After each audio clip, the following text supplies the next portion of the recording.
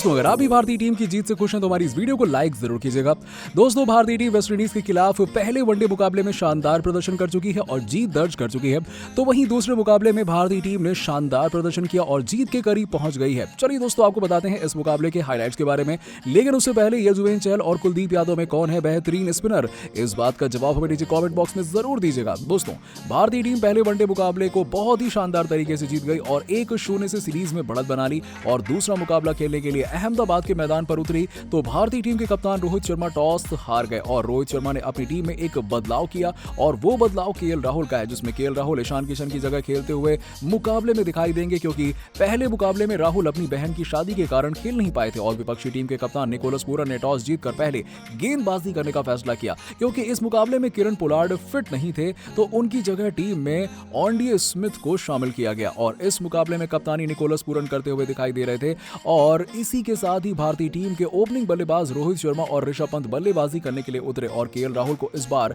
मुकाबले में चौथे नंबर पर खिलाया जा रहा है और ऋषभ पंत को ऊपर भेज दिया गया और भारतीय टीम का पहला रन रोहित शर्मा के बल्ले से पहले ही ओवर की चौथी गेंद पर 2 रन के रूप में निकला और भारतीय टीम को पहला झटका तीसरे ओवर की अंतिम गेंद पर केमार रोच के हाथों रोहित शर्मा का लगा, जो कि 5 रन बनाकर आउट हो गए। और इसके बाद बल्लेबाजी करने के लिए विराट कोहली आए और भारतीय टीम के साथ साथ अपना पहला चौका 5वीं ओवर की पहली गेंद पर केमार रोच को जड़ दिया और 12वीं ओवर की पहली गेंद पर ऑन्डी स्मिथ ने ऋषभ पंत को 34 गेंदों पर 3 चौकों की मदद से 18 रन बनाकर आउट कर दिया। तो वहीं इसके बाद बल्लेबाजी करने के लिए केएल राहुल मैदान पर आए, जिन्होंने इस मुकाबले में मध्यम क्रम में बल्लेबाजी के लिए बढ़िया से कमान संभाली और इसी ओवर की अंतिम गेंद पर दूसरी तरफ डटकर बल्लेबाजी कर रहे विराट कोहली 30 गेंदों पर 3 चौके की मदद से 18 रन बनाकर आउट हो गए और इसके बाद बल्लेबाजी के लिए सूर्य कुमार यादव आए और 14वें ओवर में दोनों ही खिलाड़ियों ने अपने खाते खोले और 16वें ओवर में सूर्य कुमार यादव ने अपना शानदार पहला चौका जड़ा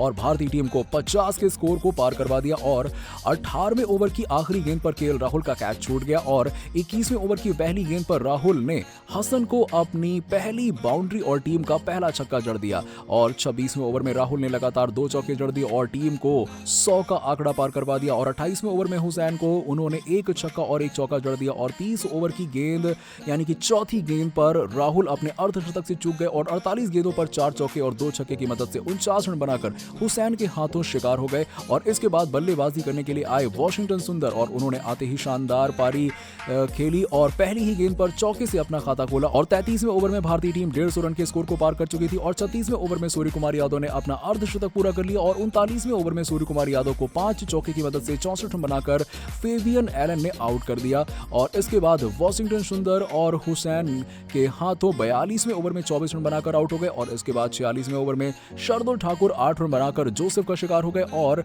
मोहम्मद सिराज भी 3 रन बनाकर इन्हीं का शिकार हो गए और दीपक हुड्डा 29 रन बनाकर हुसैन के हाथों 49वें ओवर में आउट हो गए और इसी के साथ भारतीय टीम ने 50 ओवर में 237 रन 9 विकेट के नुकसान पर बना लिए थे और जिसमें वेस्टइंडीज के गेंदबाज जोसेफ और स्मिथ ने 2-2 विकेट हासिल किए और इसके अलावा हुसैन, जेसन होल्डर, केमार रोच और फेबियन एलन ने 1-1 विकेट हासिल किया और इसके बाद वेस्टइंडीज के बल्लेबाज शाई होप और ब्रैंडन किंग बल्लेबाजी करने के लिए उतरे तो पहली ही गेंद पर सिंगल के साथ उन्होंने अपना और अपनी टीम का खाता खोला और पहले ओवर में मात्र 5 रन मोहम्मद सिराज के ओवर से आए और वेस्टइंडीज की पहली बाउंड्री 5वें ओवर की आखिरी गेंद पर ब्रैंडन किंग के हाथों छक्का मारकर आई और 7वें ओवर में शार्दुल ठाकुर को साई होप के हाथों 1 चौका और ब्रैंडन किंग के हाथों 2 चौके इसी ओवर में जड़ दिए और 8वें ओवर में 3 गेंदों पर प्रसिद्ध कृष्णा ने ब्रैंडन किंग को 18 रन बनाकर आउट कर दिया और इसके बाद बल्लेबाजी करने के लिए डैन ब्रावो आए और 10 ओवर की पहली गेंद पर डैन ब्रावो 3 रन बनाकर प्रसिद्ध कृष्णा के हाथों आउट हो गए और बल्लेबाजी के लिए